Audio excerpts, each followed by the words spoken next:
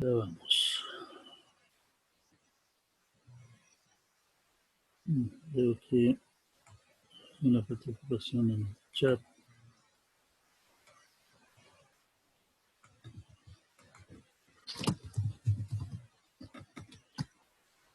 Bien, estamos de vuelta entonces revisando nuestro maravilloso apunte.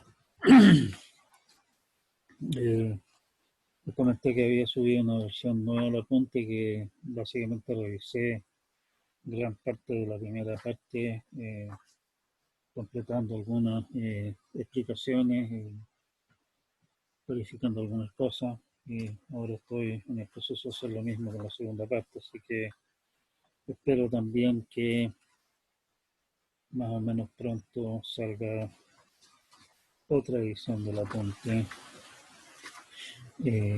con la segunda parte remozada. Como siempre,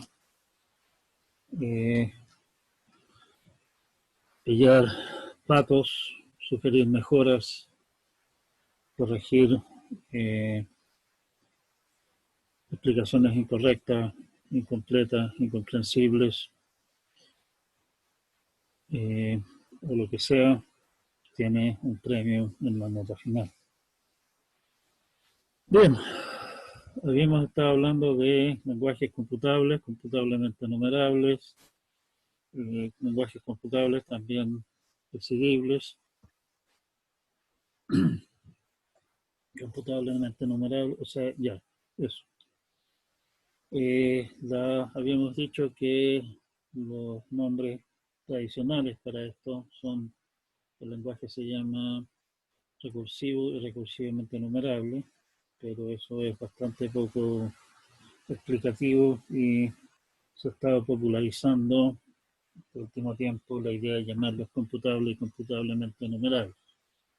Y eso es lo que vamos a utilizar en este ramo de en adelante. Resumiendo rápidamente de nuevo, un lenguaje es computablemente enumerable si es que hay alguna máquina de Turing que lo acepte. Siendo la máquina de Turing, a pesar de lo primitivo que es, como demostramos, espero haberlos hecho,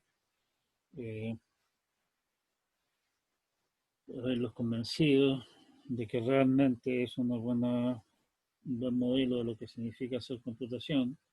En caso de no ser así, por favor, sugieran maneras en las cuales sí podría terminar de convencerlo, por ejemplo, a través del módulo en el área de consultas, de forma de poder agregar esa clase de consideraciones al apunte también. La idea aquí es que ojalá todos terminen entendiendo y quedando claro cómo son las cosas. Bueno, eso. Entonces, máquina de Turing, dijimos que se había demostrado que es equivalente a cuánto modelo de computación se le ha ocurrido a la gente y por lo tanto se considera que una máquina de Turing es un fiel reflejo de nuestra idea intuitiva de qué es lo que significa hacer computación. Es un fiel reflejo en términos de qué es lo que se puede hacer en teoría, no que sea útil en la práctica para nada. Es horroroso hacer casi cualquier cosa que valga la pena en una máquina de Turing. El punto es que es lo suficientemente sencillo como modelo, como para poder demostrar cosas con cierta facilidad. Demostramos que hay lenguajes que no son computables. Demostramos que hay ciertos lenguajes que ni siquiera son computablemente enumerables. Lo último inicialmente puede resultar una sorpresa, pero dándole un par de vueltas más, bastante lógico. Hay tantas máquinas de Turing como palabras sobre, qué sé yo, el alfabeto de ceros y unos. nosotros básicamente demostramos eso al mostrar una codificación de las máquinas de Turing en términos de palabras sobre 0 y 1. Y los lenguajes sobre el mismo alfabeto son, son un subconjunto o sea, son el conjunto de los subconjuntos del conjunto de palabras del lenguaje. Y el teorema de Cantor, ustedes deberían haber visto alguna discusión de eso en la estructura discreta, demuestra que siempre hay más elementos en el conjunto de subconjuntos de un conjunto que en el conjunto mismo. Y esto también es válido si es que el conjunto del caso es un conjunto infinito. En resumen, hay más lenguajes que palabras o máquinas de Turing, por lo tanto tiene que haber lenguajes que ninguna máquina de Turing puede reconocer.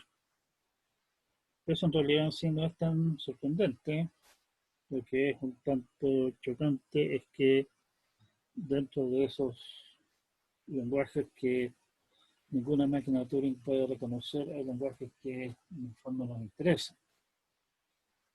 Pero bueno, el lenguaje niño símbolo, los lenguajes que no son computablemente numerables, es el lenguaje LD que nosotros definimos. Vimos que clasificamos algunos lenguajes, o sea, encontramos lenguajes que son computables. En el fondo es bastante obvio que cualquier lenguaje regular es computable. Un autómata finito no es más que una máquina de Turing a la que le quitamos la posibilidad de devolverse y que por lo tanto siempre acepta o siempre rechaza, o sea, siempre acepta o rechaza. Y por lo tanto tenemos ahí lenguajes que son aceptados por máquinas de Turing que siempre se detienen. Y esos son entonces lenguajes computables. No son los únicos, hay más, pero en todo caso ahí tenemos un ejemplo como para demostrar que esa categoría no es trivial, no es una categoría que no define nada. Vimos que hay lenguajes computablemente numerables. En el fondo, cada vez que ustedes pintan una máquina de Turing en el papel, están definiendo un lenguaje computablemente numerable. Y vimos que hay lenguajes que son no computablemente numerables. Y también vemos que hay lenguajes que son computablemente numerables, pero no computables. Por lo tanto, estas distinciones que estamos haciendo acá en realidad tienen sentido. Hay lenguajes que son computables, hay lenguajes que son computablemente numerables, pero no computables, y hay lenguajes que no son computablemente numerables. Nuestro interés particular en este momento es básicamente hablar de esa clase de cosas. Y para poder representar con mayor facilidad o demostrar en forma más sencilla cosas sobre lenguajes respecto de si son computables o no, vamos a utilizar la idea de representar máquinas de Turing mediante cajitas. En el fondo, la idea es que nosotros podemos tomar, dada nuestra representación de máquinas de Turing, podemos tomar, por ejemplo, las máquinas de Turing y combinarlas de distintas maneras, construir una máquina de Turing que usa otra máquina de Turing como subrutina, en el fondo por la vía de copiar la máquina de Turing que estamos usando subrutina, cambiando el nombre de los estados y haciendo ajustes con el estado final y el estado inicial y ese tipo de cosas. Cosas que sabemos que se pueden hacer, pero que resultan bastante engorrosas de escribir de forma más ordenada, digamos. Y en realidad probablemente cualquier explicación formal al respecto resulte más contraproducente que útil, dado que va a ser más complicada que de entender la explicación que la idea simple que de alguna manera es detrás de lo que estamos tratando de decir. Una manera de evitarse esa clase de listas de líos es usar cajitas para representar máquinas de Turing. La idea es que una máquina de Turing para nosotros es una cajita que tiene una entrada, tiene dos salidas, una salida sí y una salida no, que básicamente significa acepta o rechaza. Y también con eso básicamente estamos garantizando que esa máquina de Turing siempre se detiene, siempre responde sí o no, nunca se queda dando vueltas. La otra alternativa que tenemos es alguna máquina de Turing que posiblemente no se detenga y por lo tanto en algunos casos rechace, no por la vía de explícitamente detenerse o de rechazar, sino que por la vía de simplemente no detenerse jamás.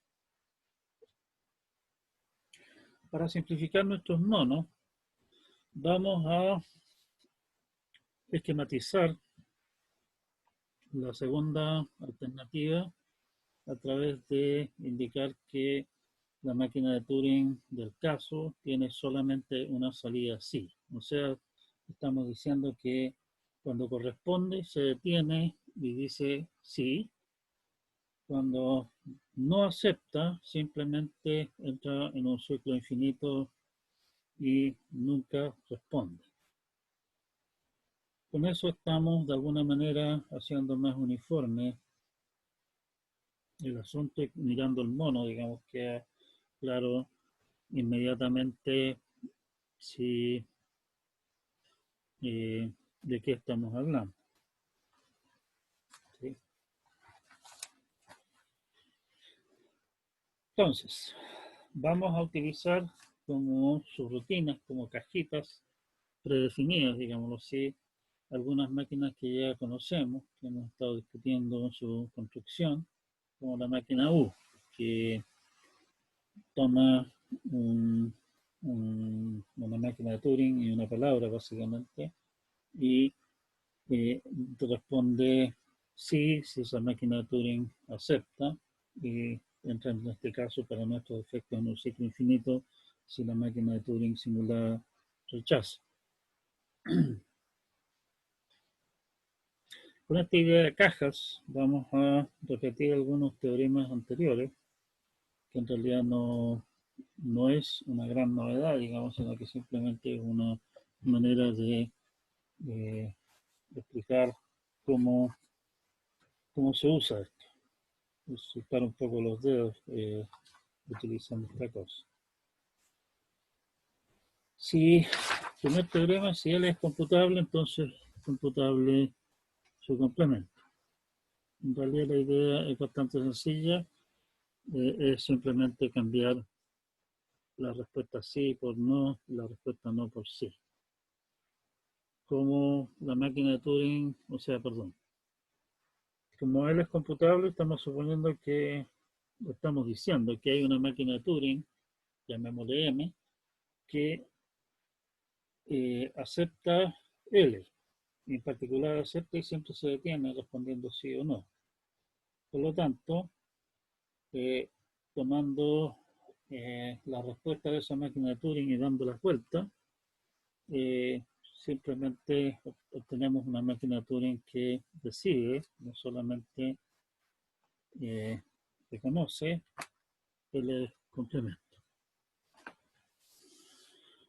El mono es más claro tal vez que la explicación en texto. Es un poco la idea de utilizar monos en esto. Lo otro, teorema 12.9, si L y L complemento son computablemente numerables, ambos son computables.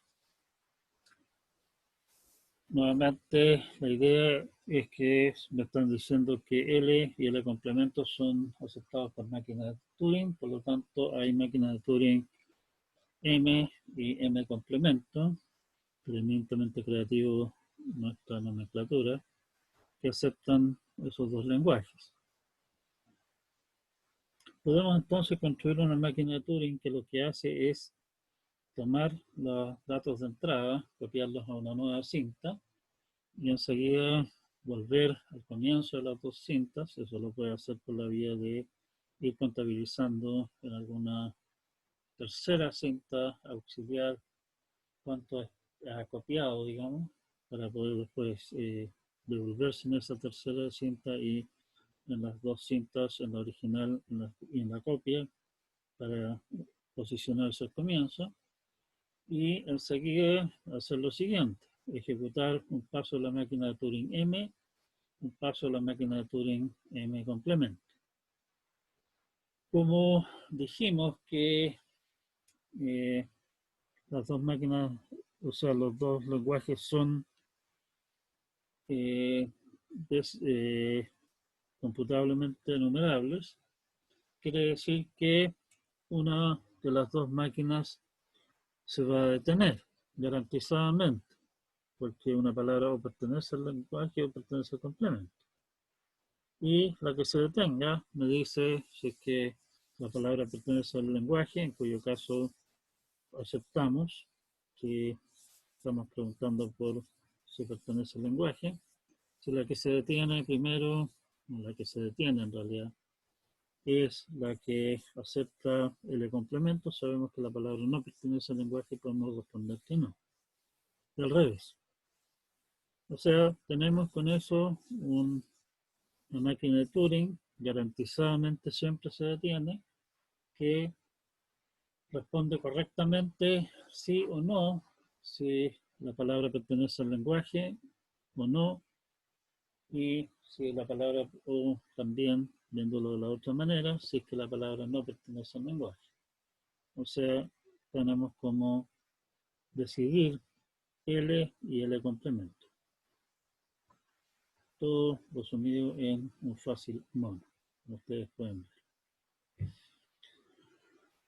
ver.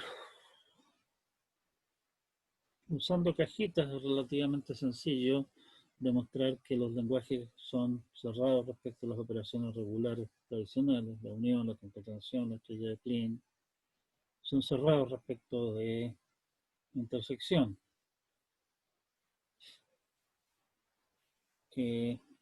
Bueno, ahí podemos utilizar, ya sea construirlo directamente o usar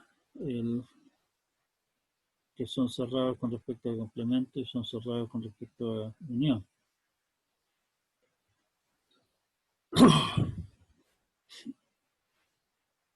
Algunas observaciones que hay que tener siempre presentes. Aceptado por una máquina de Turing para nada significa que siempre se va a tener la respuesta. Si es que la máquina responde sí, yo sé que la respuesta es sí. El problema es que no tengo idea si es que alguna vez va a responder no. No sé si es que se va a demorar más o se va a demorar menos. Tal vez me aburrí y dije, oye, esta cuestión no va a terminar nunca.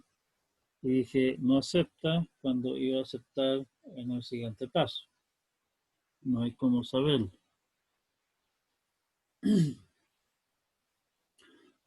Eso hay que tenerlo muy presente. O sea, tenemos la posibilidad de decir que sí, pero no la posibilidad cierta de decir que no. Eso es lo que corresponde a aceptado por una máquina de Turing. Decidido por una máquina de Turing es más fuerte. Estamos diciendo que hay una máquina de Turing tal que si es que la respuesta es sí, responde sí en un plazo finito. Si la respuesta es no, también responde no en un plazo finito. O sea, hay alguna máquina de Turing tal que si la he hecho correr sobre la palabra del caso, en un plazo finito, tengo que tener suficiente paciencia nomás, me va a dar la respuesta.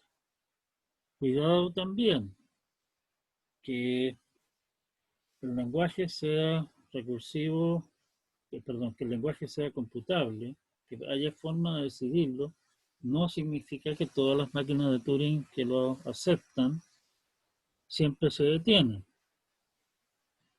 Si no me creen, construyan una máquina de Turing que tal vez no se detenga, que acepte nuestro, por ejemplo, nuestros niños símbolos de lenguajes no regulares, la N, B a la N. Construyan también una máquina de Turing que acepte ese mismo lenguaje, pero que siempre se detenga. Van a ver que en realidad se pueden hacer las dos cosas, y no ese es el punto. ¿Sí?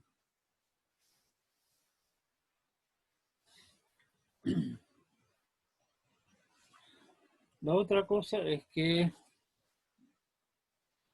nuestra máquina de Turing es fundamental, la vamos a usar a cada rato.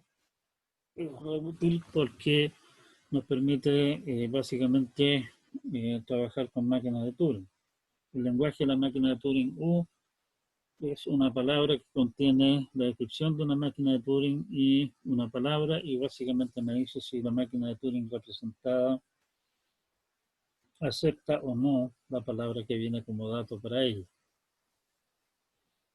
Muchas veces vamos a, o en general más que muchas veces, uno tiende a considerar eso como que la máquina de Turing U otras máquinas que hagan cosas parecidas, digamos, tiene dos entradas, la máquina de Turing y la palabra. En rigor estricto, en realidad recibe una sola entrada, como siempre, lo único que para clarificar nuestros monos, digamos,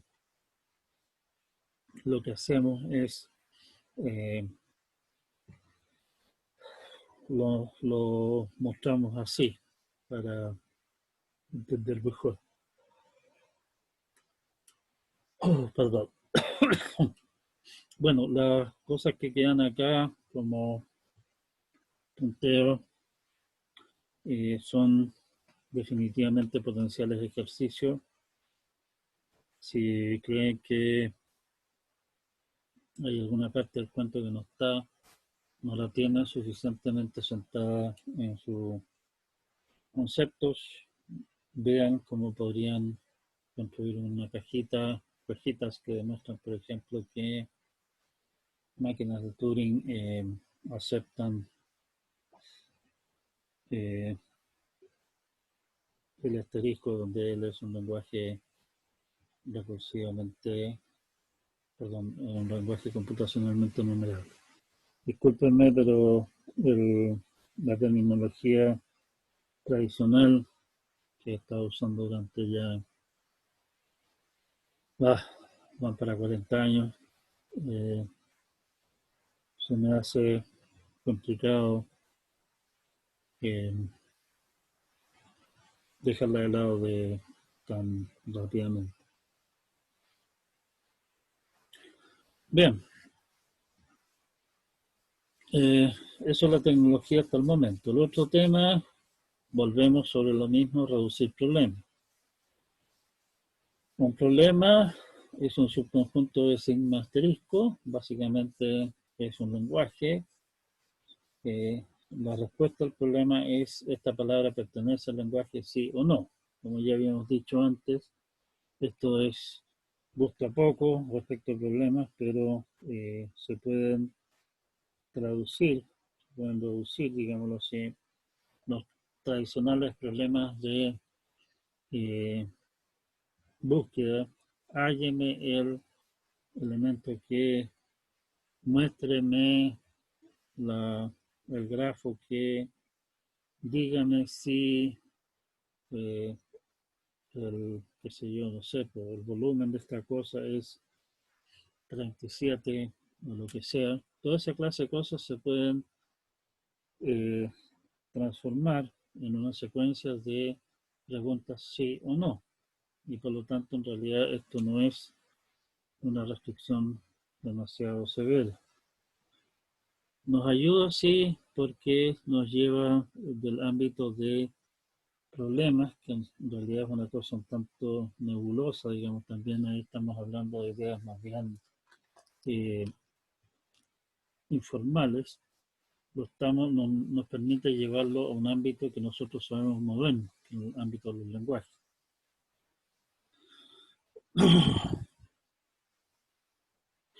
La reducción de un problema a otro es una función de algún sigma asterisco, un gamma asterisco, de un alfabeto a otro. Posiblemente los alfabetos son distintos, o sea, tal vez el problema original está expresado en castellano y el problema traducido hay que escribirlo en, qué sé yo, en ruso. Y esa función tiene la particularidad de que, uno, cada vez que tomo una palabra que pertenece al problema A, o sea, que deberíamos responder sí, se traduce a una palabra en gamma asterisco, parte del problema B, que es un lenguaje bajo gamma asterisco, en gamma, tal que si la respuesta es sí para la palabra original, la respuesta es sí para la palabra traducida. Si la respuesta es no para la palabra original, la respuesta es no para la palabra traducida. ¿Sí? Con eso, lo que estoy logrando es, en el fondo, transformar, si ustedes lo quieren así, un problema en el ámbito de sigma a un problema en el ámbito de los gamas. Y si que yo tengo alguna manera de responder correctamente todas las instancias que me pueden tirar del problema en gamma, el problema B, tengo una manera de resolver todos los problemas A que me dan. Si me dan un problema, esta palabra pertenece a A, la traduzco a su representación en términos del problema B, aplicando la función del caso, y enseguida resuelvo el problema B. Si la respuesta es sí, sé que la respuesta del problema original es sí. Si la respuesta es no, sé que la respuesta es no también en el segundo caso. A esto le llaman reducir el problema A al problema B, que es en realidad algo que uno está haciendo todos los días, o sea, está todo el tiempo. Lo que hace uno es precisamente tomar problemas y transformarlos en problemas distintos que uno sabe cómo resolver para resolver eso y con eso obtener la resolución del problema original. El reducir, en el fondo, tiene una propiedad que resulta un poquitito anti-intuitiva, digámoslo así, que es el que si yo reduzco un problema A al problema B, resulta que el problema B necesariamente va a tener que ser más difícil que el problema A. No puede ser más fácil. Más fácil en el sentido de que si tengo cómo resolver todos los B, tengo cómo resolver todos los A. Pero no necesariamente al revés. Si yo tengo cómo resolver todos los A, de alguna forma, y todos los problemas del tipo A los puedo traducir a problemas del tipo B, perfectamente puede ser que hayan muchos problemas del tipo B que no resultan de la traducción de ningún problema tipo A y que en el fondo son muchísimo más difíciles de resolver, o tal vez igual de difíciles, pero podrían haber problemas más difíciles. Ese es el punto. O sea, el problema al que estoy reduciendo necesariamente es a lo menos tan difícil de resolver como el problema original. Y hay un punto en todo esto que estaba pasando por alto. Está claro y que no saco nada con algún mecanismo mágico que traduzca problemas. Necesito tener un procedimiento, un algoritmo que me haga la traducción concretamente. Y no saco nada con algún mecanismo de traducción que de repente simplemente se queda dando vueltas y jamás responde. O sea, tengo que exigir que mi función, mi traducción de los problemas A a los problemas B, sea posible de efectuar en un plazo finito mediante un algoritmo. O sea, por ejemplo, hay alguna máquina de Turing que siempre se detiene, a la que le entrego la instancia de A en la cinta, que garantizadamente se detiene después de un plazo finito y me deja en su cinta la representación del problema B.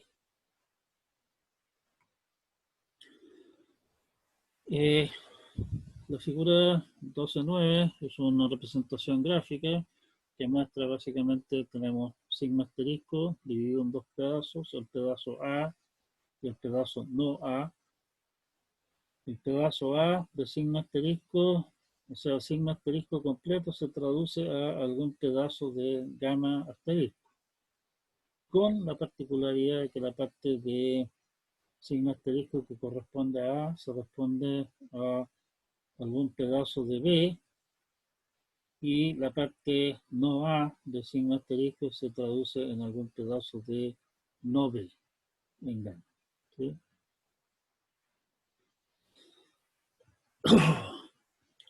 El siguiente teorema queda de ejercicio, básicamente para que ustedes ejerciten los dedos y las neuronas, viendo por qué es cierto esto. Si el problema P1 se reduce al problema P2, entonces sabemos que si P1 no es decidible, P2 no es decidible. Si P1 no es computablemente enumerable, entonces P2 no es computablemente enumerable.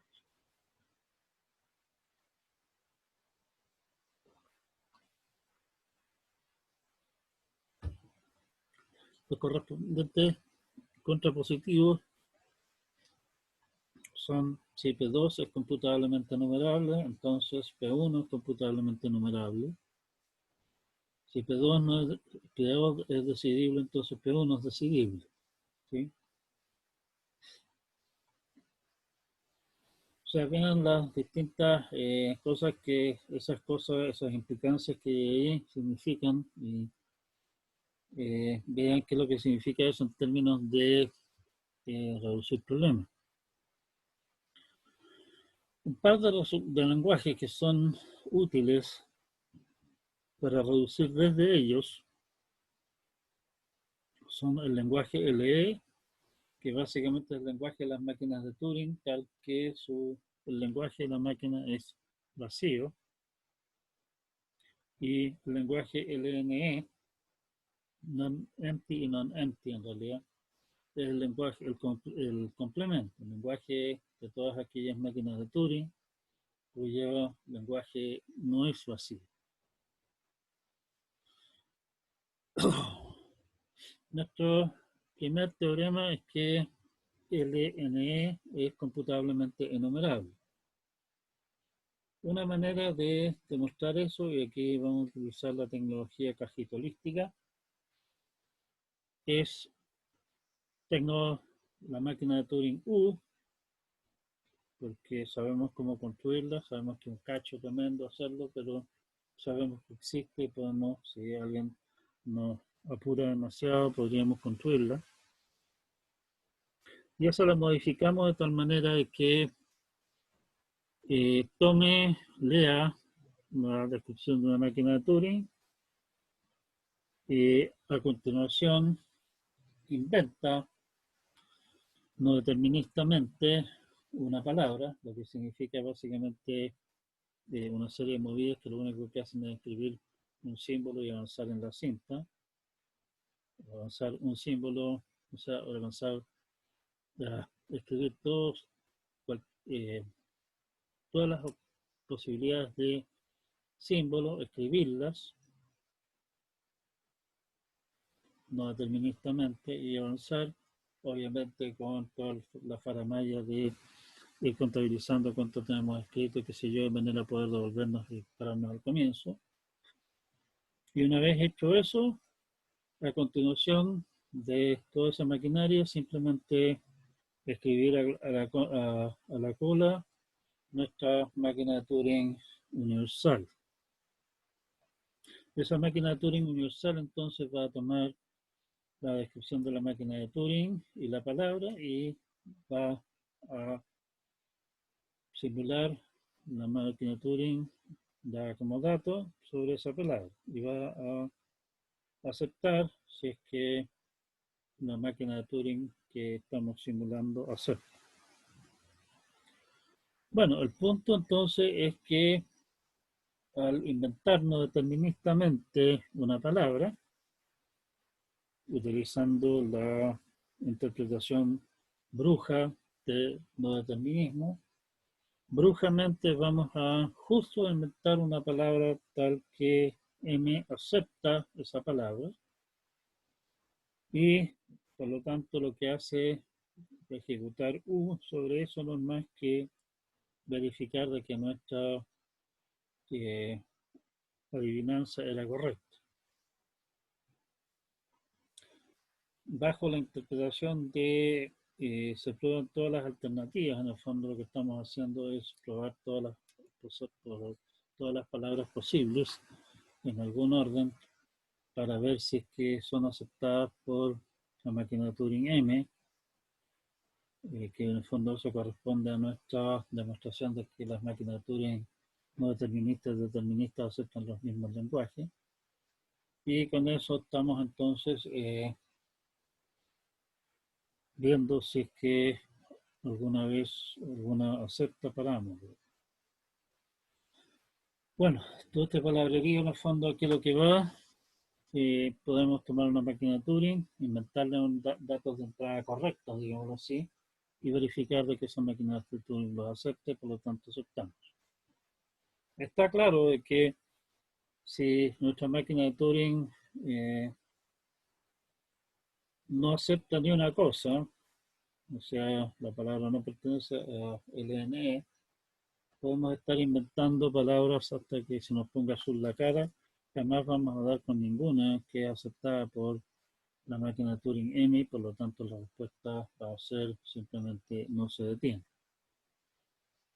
Que en el fondo es lo que estamos nosotros indicando acá. Nuestra máquina de Turing U sabemos que no puede no detenerse y por lo tanto, según nuestra convención de cajitas, queda representada por una máquina de Turing que tiene solamente una salida así.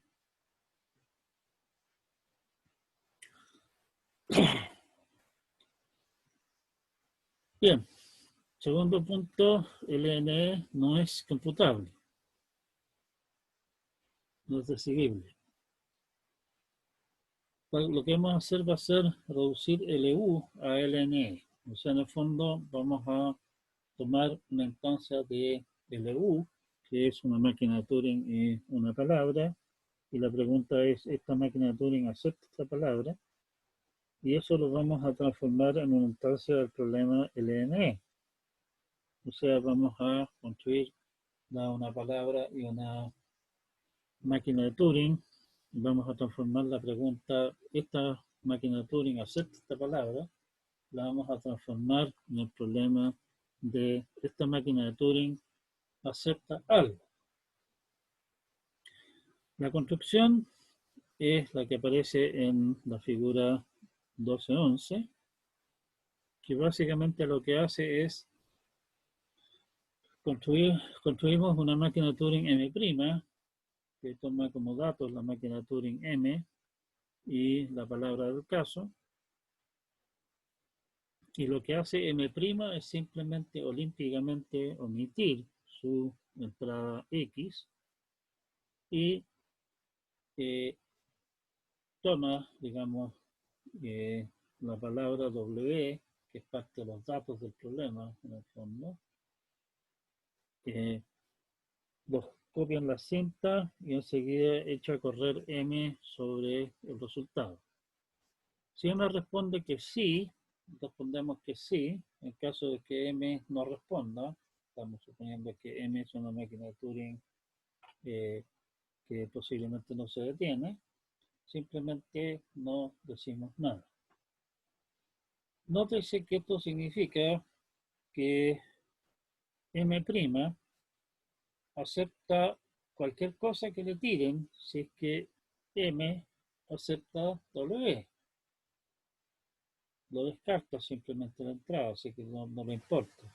Sea lo que venga, igual lo aceptar. Si es que M no acepta W, la máquina M' tampoco acepta. Y en particular no acepta ninguna cosa, dado que el X simplemente lo omite.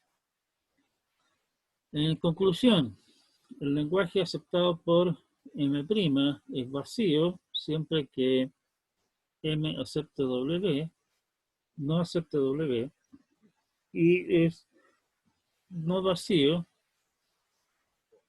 siempre que M acepte W.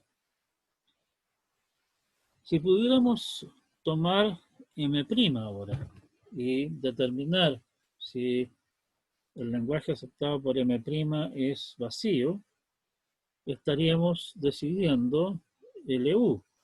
O sea, estaríamos decidiendo si M acepta o no W, cosa que sabemos que es imposible de hacer.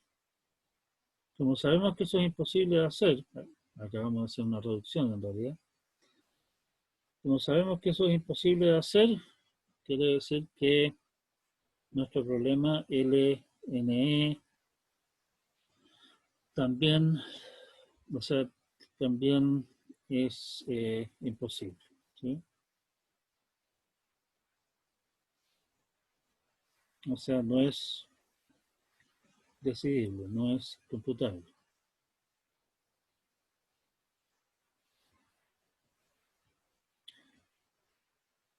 En conclusión, con nuestros resultados anteriores, sabemos que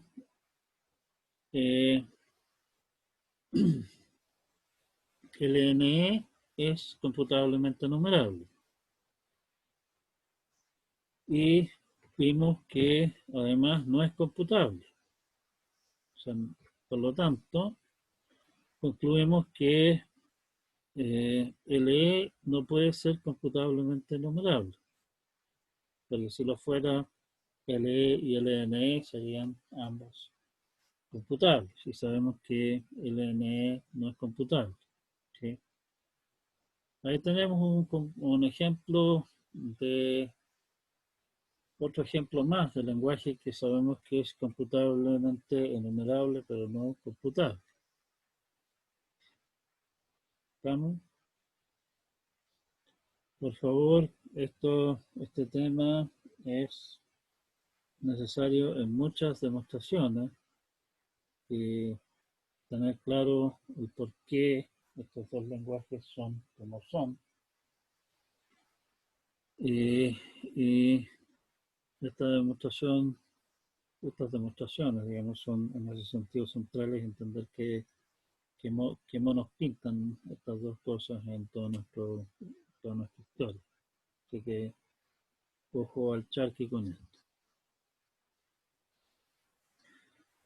Bien, para completar, para cerrar un poco este tema, todavía quedan un par de cosas interesantes que, o sea, en realidad quedan muchísimas cosas interesantes por revisar en este ámbito, pero vamos a tener que contentarnos con alguna revisión más o menos somera de ello. El, algunos comentarios de corte histórico más que nada.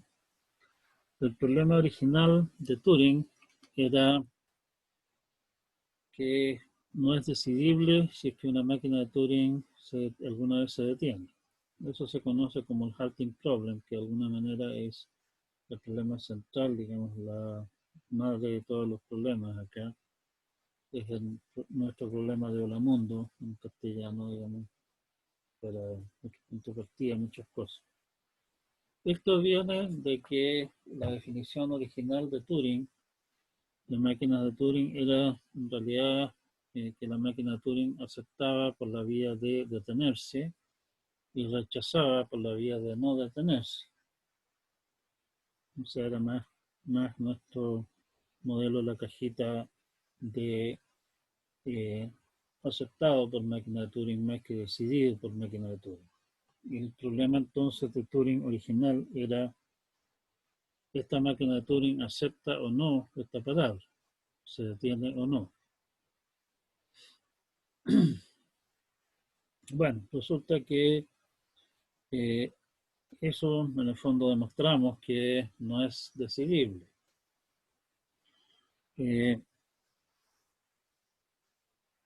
Muchas veces se interpreta hoy día el tema de halting problem como la pregunta de: ¿esta máquina de Turing alguna vez se detiene, independiente de si se detiene aceptando o no?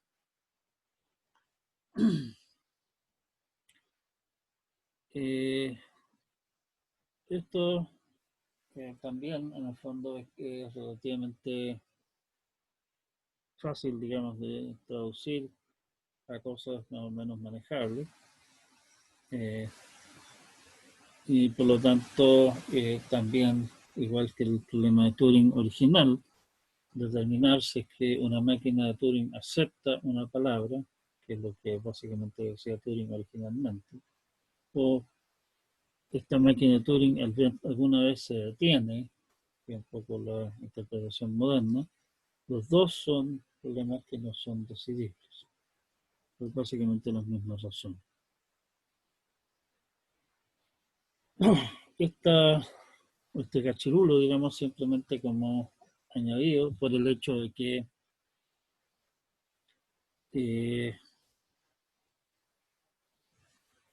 ¿cómo se llama? Uno se encuentra muy comúnmente con el término halting problem y vale la pena tener una idea de qué diablos están hablando. Un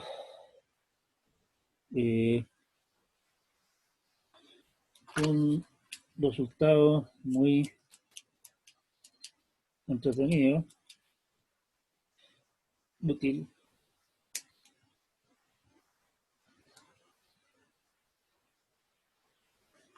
es lo que se conoce como el teorema de Rice, que para variar es un resultado un tanto deprimente. Como primera cosa, una manera de hablar de conjuntos de lenguajes o de conjuntos de cosas en general es asociar el conjunto con una propiedad. Por ejemplo, nosotros podríamos tomar el curso como universo y de ese universo decir que la propiedad de usar lentes corresponde al conjunto de las personas que, bueno, usan lentes. Son dos maneras distintas, digamos, de hablar de lo mismo. Lo que sí es que en algunas situaciones es más cómodo hablar de propiedades, en otras situaciones es más cómodo hablar de subconjuntos. En ese sentido, una propiedad de los lenguajes para nosotros no es más que un conjunto de lenguajes. Por ejemplo, tenemos la propiedad de ser de contexto libre. Esa es una propiedad porque corresponde al conjunto de todos aquellos lenguajes sobre nuestro alfabeto que hayamos elegido, que son generados por alguna gramática de contexto libre. No ser regular también es una propiedad, corresponde a todos aquellos lenguajes para los cuales no hay un autómata finito que los acepte. Ser computable, o ser computablemente numerable, o ser no computable, o no computablemente numerable. Ejercicio, ¿cuál es la diferencia entre todas esas cosas? Nuevamente son todas propiedades. Ahora, la otra cosa es hablar de propiedades triviales y no triviales. Una propiedad se dice que es trivial si es que ni siquiera tengo que analizar el individuo que a mí me están preguntando si tiene la propiedad, o sea, pertenece al conjunto, para poder responder. Si me preguntan si, por ejemplo, la propiedad de usar lentes en el curso es una propiedad no trivial. Hay personas en el curso que usan lentes, hay otras que no. La propiedad de ser estudiante de la Santa María es una propiedad trivial, dado que cualquiera que esté tomando el curso necesariamente es un estudiante de la Santa María. No hay nada que está revisando sus antecedentes académicos. La propiedad de, no sé,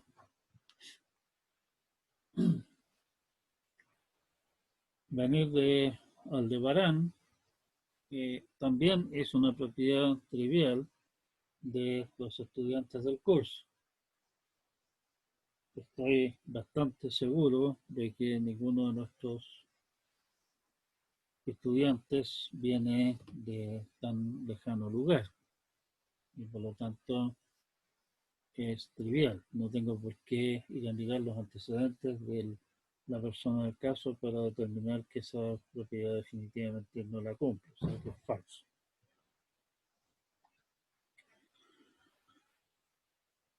En ese sentido, bueno, obviamente una propiedad se dice que es no trivial si es que hay elementos que tienen la propiedad y otros que no. O sea, el conjunto del que estamos hablando no es el conjunto, en este caso, de todos los lenguajes, ni es el conjunto así.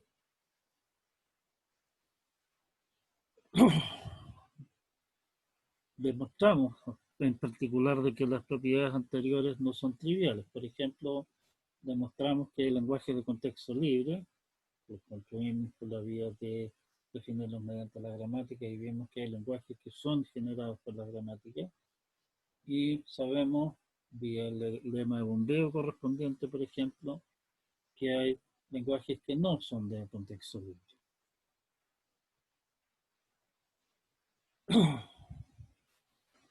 La propiedad de ser computablemente numerable, por ejemplo, no es trivial, dado que sabemos que hay lenguajes que no son computablemente numerables. Por ejemplo, LD sabemos que no es computablemente numerable. Sabemos que LE no es computablemente numerable. ¿Sí?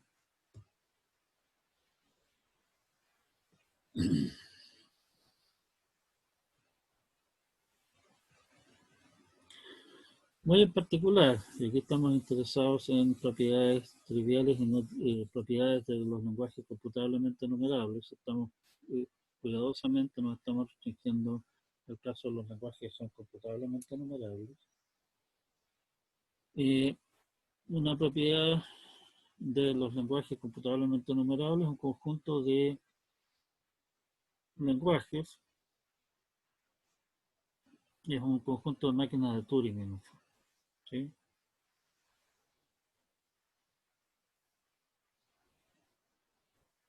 En el fondo lo que nosotros estamos haciendo es identificar el lenguaje con las máquinas de Turing que lo aceptan, que en realidad son nuestra única manera medianamente agarrable de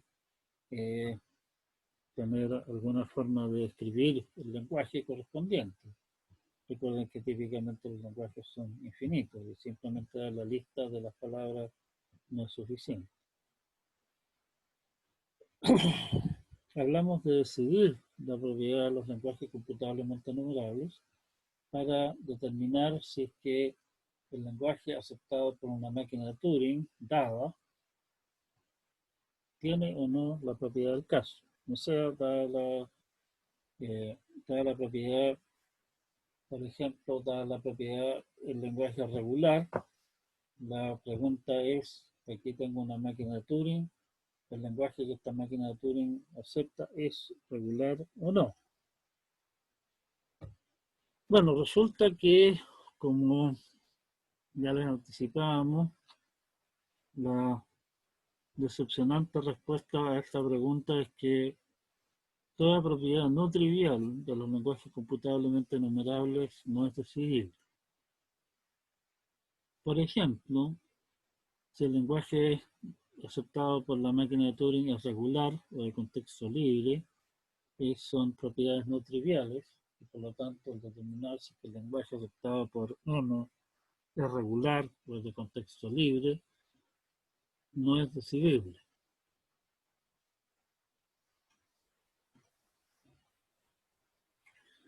La estrategia que vamos a usar para demostrar por el teorema de Rice, como corresponde, en el fondo es que nos dan el lenguaje en términos de una máquina Turing. Aquí tiene una máquina Turing que acepta este lenguaje.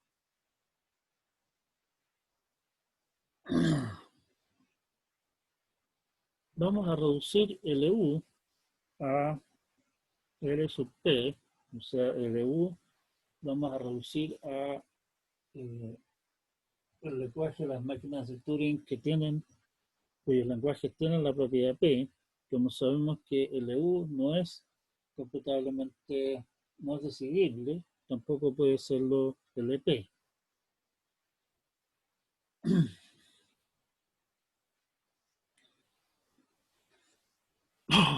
Demostración. Supongamos primeramente que el lenguaje pasivo no pertenece a P. Como dijimos que P es una propiedad no trivial, hay lenguajes en P y hay lenguajes que no están en P. En particular, el lenguaje vacío puede pertenecer a P o puede no pertenecer a P. No puede estar siempre, digamos. Supongamos primero entonces que vamos a considerar propiedades tales que el lenguaje vacío no tiene la propiedad. Vamos a utilizar la siguiente construcción de reducir LU a LP. O sea, básicamente vamos a construir una máquina de Turing que acepta un lenguaje que tiene la propiedad P, siempre que alguna máquina de Turing dada, y una palabra dada de datos, esa máquina de Turing acepta ese lenguaje, en caso contrario, no. La construcción, en el fondo, es una cosa un poquitito enredada que la figura. ¿Dónde está la figura? La figura 12. Me dan como dato una máquina de Turing M y una palabra. Ejecuto, simulo la máquina de Turing M sobre esa palabra. Si esa máquina de Turing acepta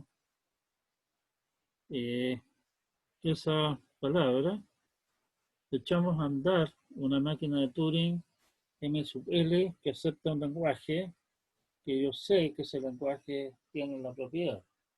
O sea, por ejemplo, sea la propiedad ser regular, entonces el M sub L es simplemente, por ejemplo, un DFA que acepta L, y solamente si M acepta X, echo correr el DFA sobre los datos de entrada.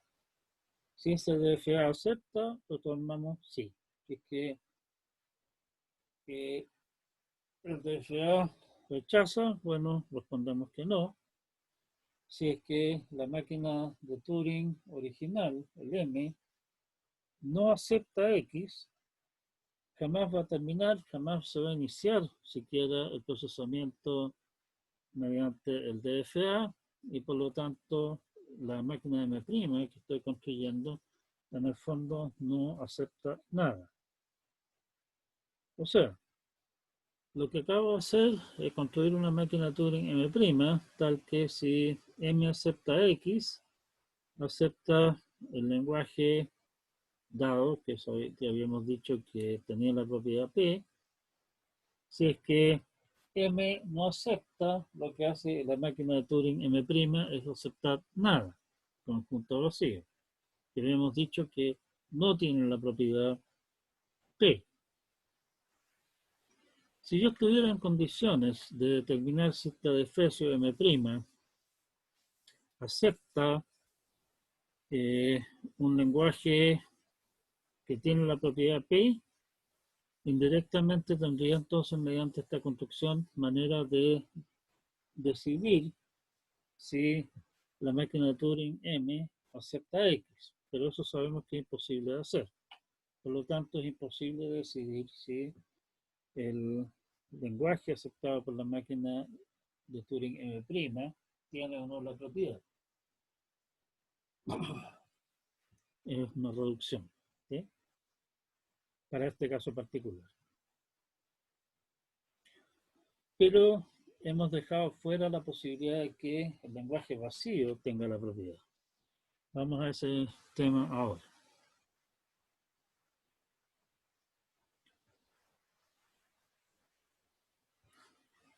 Bueno, en caso de que el lenguaje vacío tenga la propiedad, quiere decir que el lenguaje vacío, o sea, puedo definir la propiedad P negado, que es la propiedad de no tener la propiedad P.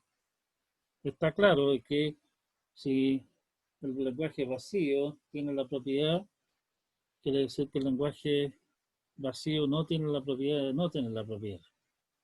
Bastante enredoso, pero bueno. Resulta que P negado, o sea, el no tener la propiedad, claramente es una propiedad no trivial de los lenguajes. Y a esa propiedad no trivial de los lenguajes le podemos aplicar lo mismo que acabamos de demostrar recién. Si, y por lo tanto decidir no P también es, no se puede decidir no P. Pero eso es exactamente el complemento del lenguaje L sub P. Como L sub P complemento no es decidible por nuestro teorema respecto de las combinaciones decidibles y no decidibles que hay con el lenguaje y sus complementos, tenemos que concluir que el no P tampoco no es decidible. Ojo, esto habla acerca del lenguaje aceptado por la máquina de Turing. No dice nada acerca de qué es lo que hace la máquina de Turing en particular. Por ejemplo, qué sé yo,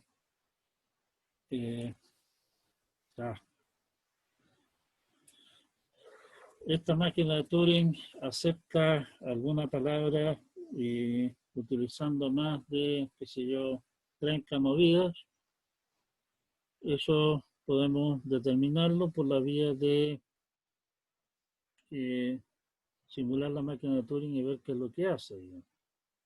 No es realmente una propiedad del lenguaje, es una propiedad de la máquina. Y lo que hace el teorema de Rice es hablar de propiedades del lenguaje aceptado por la máquina. De la misma manera que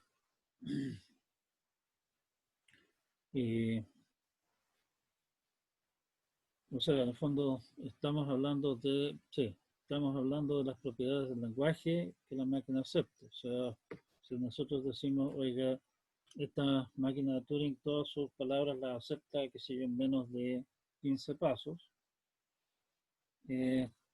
perfectamente yo puedo construir una máquina de Turing que acepta exactamente el mismo lenguaje, pero que antes de hacer ninguna cosa se da 30 vueltas en el aire no siendo nada útil. Y esa máquina de Turing que acepta exactamente el mismo lenguaje toma 30 y más pasos para aceptar cualquier cosa. Por lo tanto, acepta el mismo lenguaje, pero la propiedad, digámoslo así, de la que estábamos hablando, en realidad no se cumple. No es una propiedad del lenguaje, sino que es una propiedad de la máquina de Turing. Hay que tener cuidado de distinguir entre esas dos cosas. Muchas cosas, digamos, pueden ser decidibles si es que miramos esta máquina de Turing en particular, que resultan ser no decidibles, si es que me preguntan sobre cualquier máquina de Turing que podría o no aceptar esto. Hay una forma extendida del teorema de Rice que nos permite determinar cuando un lenguaje ni siquiera es computablemente enumerable. Pero eso en realidad nos llevaría demasiado lejos, no lo vamos a discutir en detalle acá. Si quieren mirarlo, véanlo, entretenido, pero eso. Siguiente punto, que es un problema de salirse un poco del ámbito de la máquina de Turing y nos permite ir a ámbitos diferentes, en particular muchos de los problemas que tienen que ver con gramáticas de contexto libre, algunos resultados que yo les había anunciado antes, respecto de que, por ejemplo, no es decidible si una máquina de Turing es, perdón, si una gramática es ambigua, etcétera. Esos problemas se demuestran utilizando esas propiedades, esas cosas se demuestran utilizando el problema de correspondencia de post. Es otra mirada también diferente que lo que significa hacer computación de alguna forma. Pero eso es meterse en Honduras que no nos da el tiempo verlas ahora. Bien, quedamos hasta acá. Les recuerdo que, bueno, voy a publicar el video que esta vez sí funcionó, la grabación bien parece. También les recuerdo que se decretó que la próxima semana no hay clases, no hay evaluaciones, un proceso académico, sobrecarga. Dicen, parece que soy culpable de eso también en parte. Así que disfruten, descansen. Lamentablemente muchos de nosotros estamos en cuarentena, así que cuídense mucho y nos veremos luego el día jueves y de ahí la semana subsiguiente. Dudas, consultas, acotaciones, sugerencias.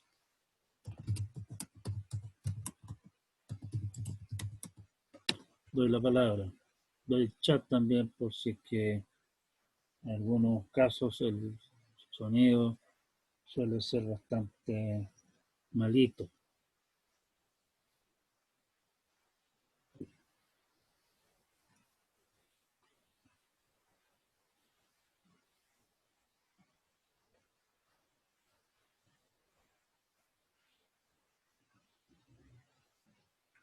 Bueno, si no hay más comentarios, no hay más consultas, no hay nada más, quedamos hasta acá por hoy día. La idea es ver el problema de correspondencia de post como siguiente paso. Para los aficionados a Git, he estado haciendo algunas modificaciones al apunte. Si quieren pueden echarle una mirada, están subido el Git del apunte del ramo, digamos. Como siempre, se agradece cualquier aporte a mejorar el apunte, completarlo, corregir cosas incomprensibles, o sea, más bien, corregir errores y comprensibilizar cosas incomprensibles. Si no hay más comentarios por hoy día, quedamos hasta acá. Chao, chao, cuídense mucho.